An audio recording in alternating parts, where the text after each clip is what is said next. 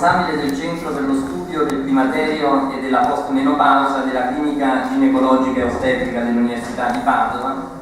È da sempre attento agli aspetti bioetici della medicina della riproduzione e organizza e partecipa a corsi di formazione per i docenti delle scuole superiori sulle tematiche biologiche, della riproduzione e della procreazione responsabile. Ha pubblicato recentemente la monografia Da vita a vita, viaggio alla scoperta della riproduzione umana. Ringraziamo il professor Bruno per il suo contributo dal titolo La differenza dalle origini.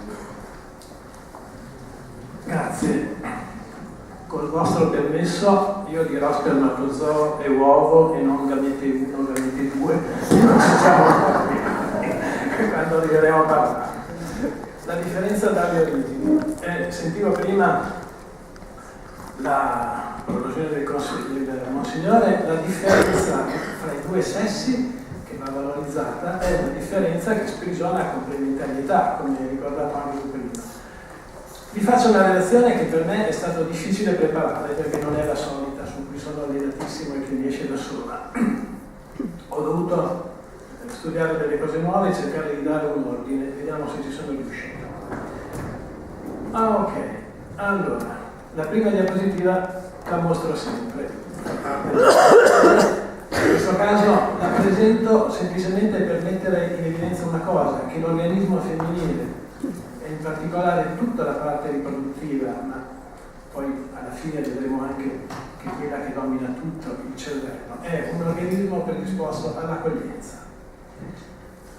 Non sto a descrivere il significato dell'utero che accoglie la gravidanza e tutto il resto, perché è abbastanza noto, a differenza dell'organismo maschile che è accogliente a poco e tende ad essere accolto. Altra differenza, il maschio è un produttore spaventoso di spermatozoi, una valanga di spermatozoi, centinaia di milioni di spermatozoi al giorno, quindi immaginate quanti. La donna è custode delle uova, numero finito, nelle ovaie, raccolte, protette, e ne libera una al mese, non milioni destinati allo spreco. Sono differenze così che mi saltano all'occhio. Gli spermatozoi, è un bel lavoro fare uno spermatozoo. Voi sapete che lo spermatozoo, a differenza di tutte le altre cellule, così come l'uovo, ha la metà del patrimonio genetico, poi mi addentrerò per un attimo in queste cose più particolari, ed è semplicemente un veicolo spaziale che ha il compito di portare in un altro mondo, nell'organismo femminile, dentro un'altra cellula, un patrimonio genetico. Viene ridotto di 10 volte il nucleo, il materiale genetico viene compattato, è immagazzinato per il trasporto, non è più utilizzabile per riparare la cellula, è semplicemente trasportato. Se lo spermatozoo ha un guasto, ce ne sono tanti altri. Ma la cosa più importante è che nel testicolo gli spermatozoi vengono prodotti e i geni che loro contengono sono liberati da ogni condizionamento, cioè vengono tolte tutti i legami chimici che possono aver accumulato in anni di presenza all'interno del testicolo per essere consegnati al figlio ripuliti, totipotenti quasi, direi. Salvo una piccola quota che il genitore 1, titolare del testicolo, che continuerò a chiamare padre, l'adulto maschio, consegna immodificati una sorta di imprinting genetico al figlio e che hanno un'importanza veramente straordinaria. Non sto a descrivervi cosa succede dei follicoli che contengono le uova del ciclo mestruale, un certo numero viene messo in attività dalle ghiandole ipofisi, cioè dal cervello, poi uno di questi follicoli che contengono l'uovo viene selezionato, arriva a liberare l'uovo, dopodiché si trasforma in un'altra struttura che ha il compito di produrre estrogeni e progesterone per preparare l'endometrio all'impianto. Anche nell'uovo esiste una quota di geni preregolati, come lo spermatozoo. Si chiamano geni dell'imprinting materno, ma in questo caso così anche il completamento della riduzione del numero di spermatozoi, tutto avviene alla fine, dopo che è già entrato lo spermatozoo. Anche qui l'organismo femminile conclude le cose solo quando è il momento di farle funzionare e di metterle in pratica. Qui è una visione del ciclo mestruale su cui non mi soffermo, solo per dire che il corpo lutreo, dopo l'ovulazione, produce il progesterone che prepara l'endometrio alla gravidanza, e anche qui a ribadire l'accoglienza, il destino di accoglienza dell'organismo materno, l'endometrio, che nella seconda metà del ciclo, proprio grazie al progesterone, diventa tollerante nei confronti del figlio che può arrivare dal punto di vista immunitario, cioè è predisposto ad accogliere. Questo è il solito viaggio dello spermatozoo, quando può passare col muco, nei giorni fertili, in attesa dell'uovo che poi incontra in questo tratto della tuba, e qui abbiamo la somma dei 23 cromosomi contenuti nel nucleo dello spermatozoo, quei 23 dell'uovo. E sottolineo ancora una volta che l'uovo arriva ad averne 23 solo dopo che è entrato lo spermatozoo. Il momento magico del rendezvous. E qua mi devo fermare un attimo perché dobbiamo parlare di genetica, bisogna che ripassi un attimo che cosa sono i geni. Voi sapete che i geni sono le strutture intracellulari di DNA che sono responsabili di ogni nostro carattere, e sapete già che il nostro patrimonio genetico, che deriva da uovo e spermatozoo, deriva esattamente dall'accoppiarsi di un cromosoma numero 1 che era nello spermatozoo e di un numero 1 che era nell'uovo, di un numero 2 che era nello spermatozoo, di un numero 2 che era nell'uovo, di 23 che erano nello spermatozoo, quei 23 che erano nell'uovo. 23 più 23 fa 46, è il nostro patrimonio genetico. E i cromosomi, voi sapete che sono dei filamenti composti dai geni. E qua c'è una sorta di esempio del cromosoma che può essere il numero 1, quello che volete voi, facciamo che sia il numero 1, maschile che era nello spermatozoo e quello che era nell'uovo, e voi vedete che alla stessa altezza ci sono geni che hanno dello stesso argomento. Si vede nella diapositiva, il che non significa che dicano la stessa cosa, perché questo dice occhio scuro e questo dice occhio chiaro. La dominanza fa vincere l'occhio scuro. Ma perché ogni carattere sia espresso, normalmente è necessario che ci siano due geni che discutono fra di loro. È per quello che gli spermatozoi sono in coppia. 20-30.000 geni disposti su 23 coppie di spermatozoi. La coppia di cromosomi sessuali è del tutto diversa perché X e Y non si assomigliano neanche un po', neanche come struttura. Quando noi riproduciamo le nostre cellule, questi filamenti si riproducono immutati. Il cromosoma che viene dallo spermatozoo si riproduce immutato, quello che era nell'uovo anche, ed esattamente una coppia di uno e una coppia dell'altro va nella cellula figlia. Nello spermatozoo e nell'uovo i geni vengono mescolati, ma questo lo sapete già. E questo porta alla straordinaria unicità di ogni gamete. Io non credo di aver mai fatto nella mia vita due spermatozoi uguali, con lo stesso patrimonio genetico, e pari pari penso che neanche mia moglie abbia mai fatto due uova uguali, e mia figlia è unica e irripetibile, come sentiamo dire, che non è un errore, ma è una verità assoluta. Non esiste nessuno uguale a me nel tempo e nello spazio, uguale a me non posso dirlo perché io ho un genere identico, ma l'eccezione conferma la regola. Ho detto questo, è chiaro che mentre in tutte le cellule, come dicevamo prima, va una coppia, la coppia numero 1, nelle uova e negli spermatozoi ce ne va uno solo per ogni coppia, che è il mescolamento dei geni paterni e materni. Do per assodato questo. Lasciamo che entri. Questi sono i due pronuclei, qua ce ne sono 23, qua anche, ma riempirei i pronuclei se li mettessi tutti. Comincia la divisione cellulare. Lo spermatozoo, vi ricordate come era piccolo? Il suo nucleo era compresso in uno spazio limitatissimo. Quando entra nell'uovo è in un oceano. Il suo patrimonio genetico viene srotolato viene ripulito anche dei gruppi chimici che erano legati al DNA e ai geni si legano nuove sostanze presenti già nell'uovo, si chiamano istoni, totalmente nuovi, non legati ai gruppi chimici, che danno al patrimonio genetico portato dallo spermatozoo l'originale totipotenza. Però rimane inalterata quella quota di geni di cui vi parlavo prima, quelli dell'imprinting genetico. I geni dell'uovo sono già legati ai stoni presenti nell'uovo, perdono legami residui, mantengono e recuperano l'originale totipotenza, ma anche loro mantengono inalterato l'imprinting materno. E questi geni precondizionati sono fondamentali perché l'imprinting paterno è fondamentale per lo sviluppo del trofoblasto, quella che è la placentazione, la nostra futura capacità di nutrirci, e l'imprinting materno è fondamentale perché questi geni consentono uno sviluppo e una crescita dell'embrione vero e proprio. Senza gli uni e senza gli altri non si procede. Cos'è questo gene dell'imprinting? Cos'è questa cosa dell'imprinting?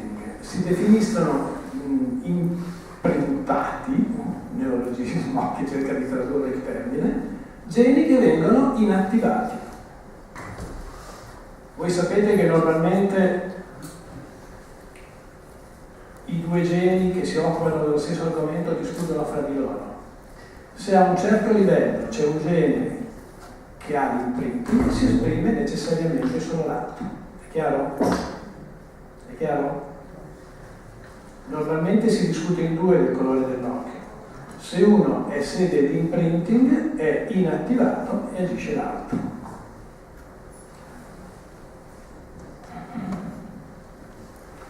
L'imprinting paterno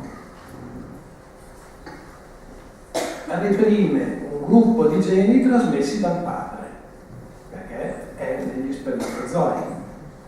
Quindi a quel livello agiscono solo i geni che stanno sul cromosoma messo dalla madre e viceversa. Non mi stupisce che agiscano solo i geni di origine materna nello sviluppo della placenta, cioè la struttura che va a contatto dell'organismo materno per nutrirci. Viceversa, quando sono attivi solo i geni di origine paterna, si ha lo sviluppo e la crescita dell'embrione. In ogni caso, questo non fa altro che ribadire la necessità che la vita cominci dall'incontro di un gamete 1 e gamete 2, di un uovo e di uno spermatozoo. Non si può cominciare l'esistenza in altro modo, non c'è la partenogenesi, non esistono altre alternative. È necessario che lo spermatozoo entri nell'uovo. Ma è necessario anche per un'altra ragione. Qui c'è genoma maschile e genoma femminile con l'XY e l'XX, che vedete non si assomigliano neanche lontanamente. È necessario che ci sia lo spermatozoo perché gli organuli che consentono la divisione cellulare li porta lo spermatozoo, non sono presenti nell'uovo nel momento in cui l'uovo raggiunge la sua piena maturità.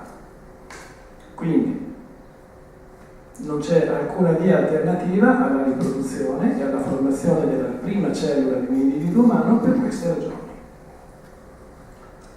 Poi vediamo che questo embrione comincia a crescere, arriverà a distinguere le cellule che saranno corpo dell'embrione da quelle che saranno strutture per il nutrimento che si chiamano trofoblasto, ma prima ancora di impiantarsi succedono delle cose importanti. Noi potremmo dire di essere maschio o femmine nel momento in cui geneticamente lo siamo dal momento del concepimento, ma finché c'è la gonade, cioè quella struttura che sarà testicolo o ovaio che non si è ancora differenziata e non ha ancora cominciato a produrre ormoni, dal punto di vista fenotipico, fisico, non siamo ancora differenziati. In questa fase c'è la possibilità di azione di geni che stanno sull'X o sull'Y, che sono peculiari anche nel condizionare l'attività di geni che stanno sugli altri 22 cromosomi e che sono interessati allo sviluppo sessuale. Nell'adulto uno dei due cromosomi X è generalmente silenziato, proprio può essere quello azzurro, può essere quello rosa, quello che ha messo il padre o quello che può essere che ha messo a disposizione la madre, uno dei due è silenziato. Perché?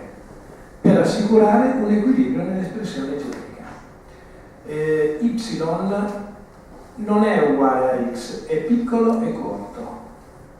Se ci fossero due cromosomi X che si esprimono insieme con geni analoghi, avremmo una sovrarappresentazione della espressione genetica di questo cromosoma.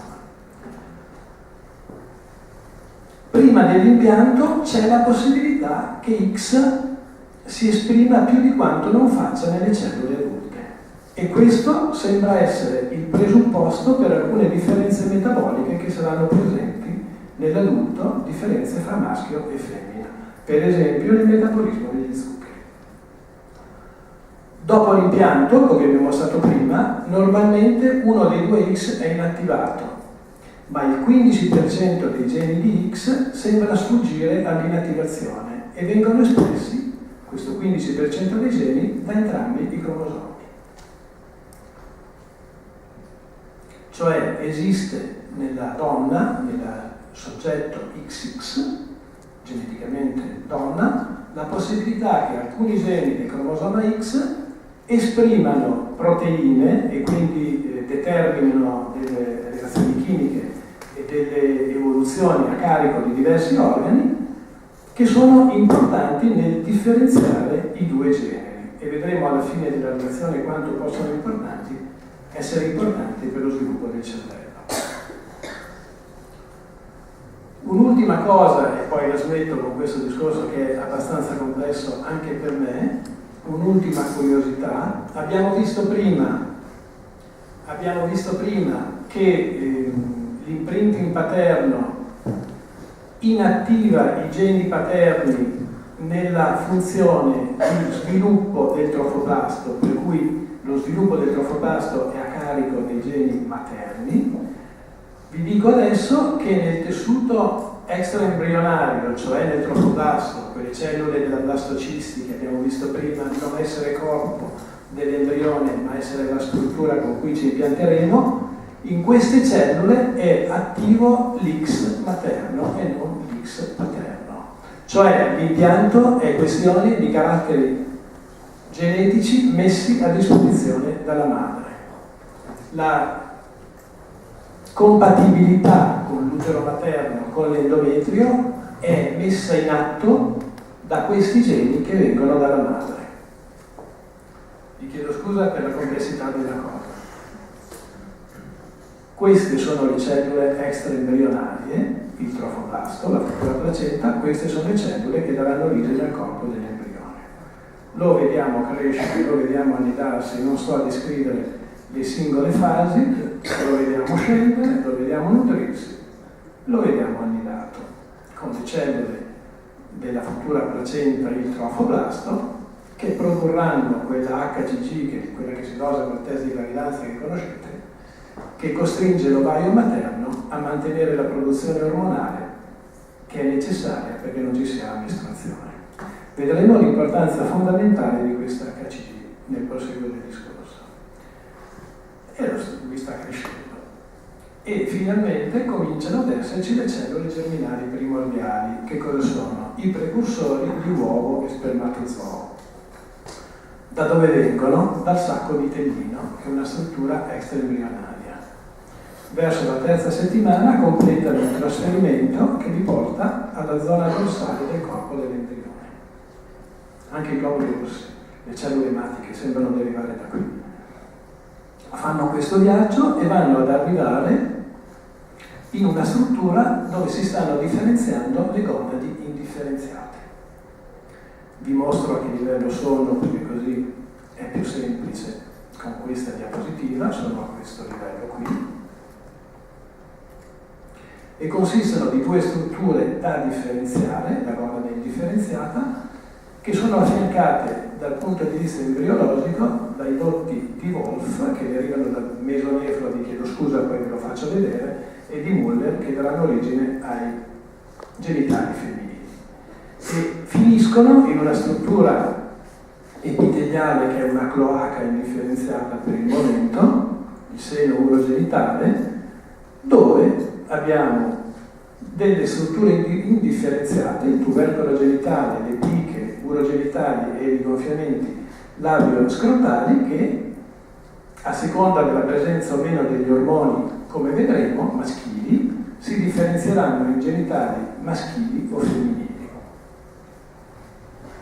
Questo è il corpo dell'embrione, questa è l'arteria aortica che si sta per sviluppare, questo è il tubo digerente, il mesonefro e il paramesonefro. Senza scendere in ulteriori dettagli, in corrispondenza della cavità peritoneale posteriormente viene a formarsi la futura gonade.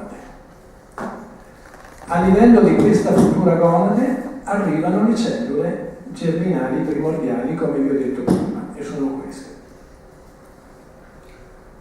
Prima di poter preoccuparsi di andare a formare un testicolo o un ovaio o a far parte di un testicolo o di un ovaio, queste cellule germinali primordiali vanno incontro ad un'ulteriore ripulitura di tutti i geni, compresi i geni dell'imprinting. Cioè, quelle che saranno le cellule germinali si ripuliscono di tutto per avere i geni totalmente totipotenti da donare ai figli. Solo loro, quelle del braccio, della gamba, dello stomaco, no. Solo quelle che diventeranno uovo o spermatozoo. Questo individuo ha 2 settimane e mezzo, 3, ha appena cominciato a vivere e si preoccupa già il suo organismo della generazione successiva, delle cellule germinali attraverso le quali lui darà la vita ai propri figli. L'imprinting genetico paterno si ricostituirà a breve nel momento in cui si riforma il testicolo, quello materno no, solo al momento dell'ovulazione. XY torna a farsi vedere. Se questo individuo è XY, cioè maschio,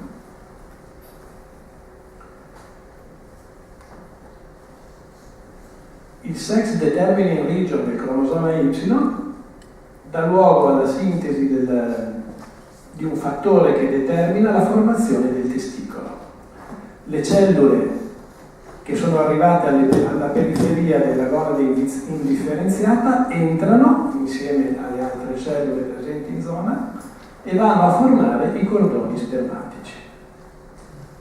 Questo è un ingrandimento, queste verdi sono le cellule che daranno origine alla linea delle cellule germinali maschili, cioè della spermatogenesi. Nel contesto, negli interstizi fra questi tubi ci sono queste altre cellule che si chiamano cellule di Leydig, che sono in grado di produrre ormoni maschili se vengono stimolati da un ormone che si chiama LH.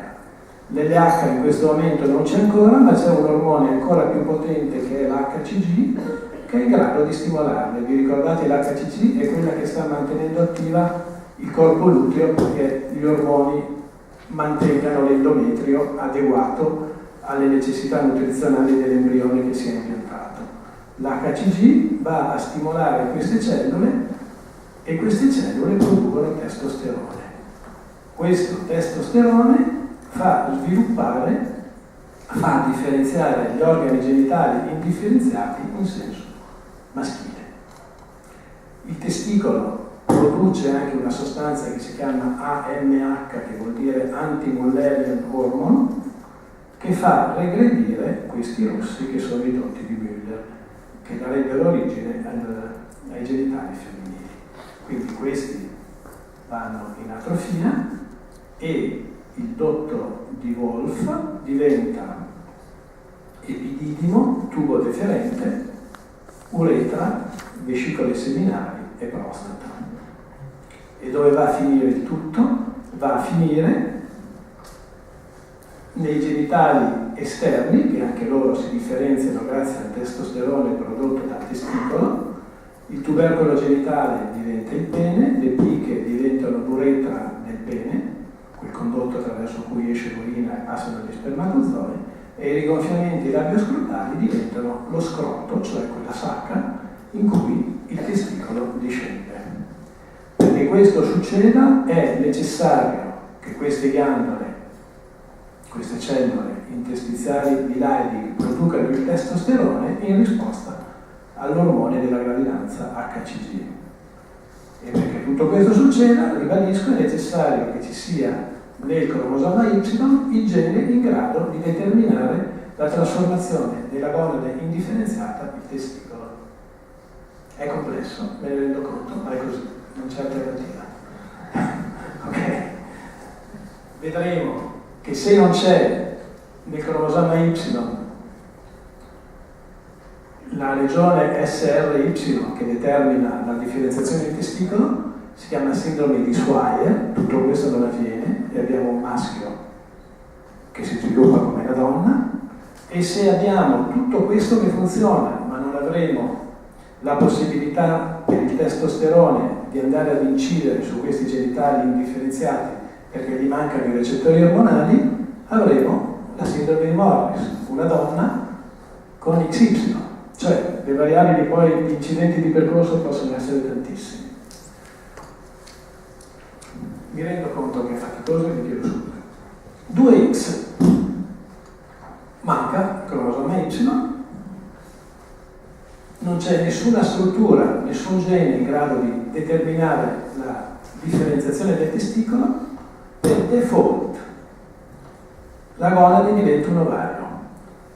Le cellule germinali primordiali entrano nel parenchima di questa gonade indifferenziata e si circondano di uno strato di cellule che derivano dal mesonefro e che saranno le prime cellule della granulosa, e questo è il follicolo primordiale. In questo follicolo la cellula uovo tenderebbe subito a maturare e ci prova a riprodursi, ma viene arrestata subito dopo aver riprodotto, cioè raddoppiato il suo patrimonio genetico. C'è un oocyte inhibitor, maturation inhibitor, che blocca questa maturazione. E nei follicoli di ogni donna le uova sono ferme con 92 cromosomi.